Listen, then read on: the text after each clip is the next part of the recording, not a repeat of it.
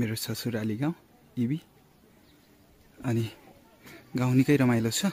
इबीमा चाहिँ किवी चाहिँ टन्न फलेको रहेछ, हेर्नुहोस् न। इबीमा चाहिँ किवी चाहिँ टन्न फलेको रहेछ, हेर्नुहोस् न।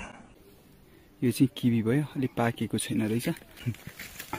यसरी लटरम्म फलेको छ किवी, हेर्नुहोस् है। यो चाहिँ हाम्रो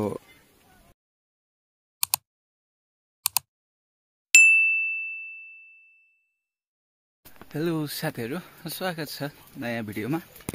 आज चाहिँ म मेरो ससुराली गाउँ गङ्गा जमुना 1 इबीमा छु।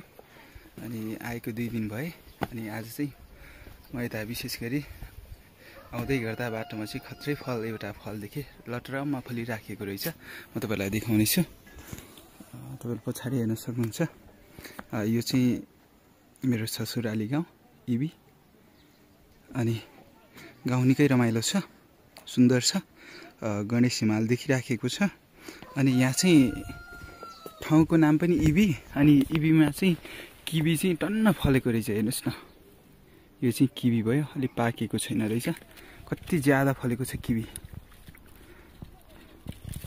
मस्त फलेको छ। यो फल एकदम राम्रो पनि छ, खाँदा मिठो पनि हुन्छ। हामीले अस्ति चाहिँ खाएका थियौँ, तर यहाँ चाहिँ पाकेको छैन रहेछ। यसरी लटरम्म फलेको छ किवी, हेर्नुहोस् है। यो चाहिँ हाम्रो बाजेको हो, कहाँला बाजेको होला सायद मेरो विचारमा। यसरी फलिराखेको छ किवी। खानालाई पनि मिठो अनि स्वास्थ्यको लागि पनि राम्रो। चाहिँ पुरै किवीको बोट छ यतातिर, लहरामा हुँदो रहेछ क्यारे। यता माथितिर हेर्नु भने चाहिँ यसरी फलिराखेको छ किवी। यसरी हेर्नुहोस् न, आमा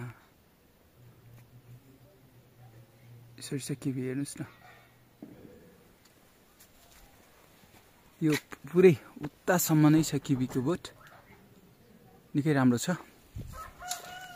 यसरी फलिराखेको छ, लटरम्म फलिराखेको छ। तपाईँलाई के कस्तो लाग्छ यसो हेर्नुहोस् है।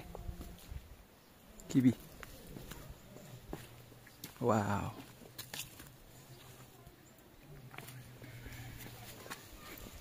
गाउँ पनि निकै रमाइलो छ है, हेर्नुहोस् न।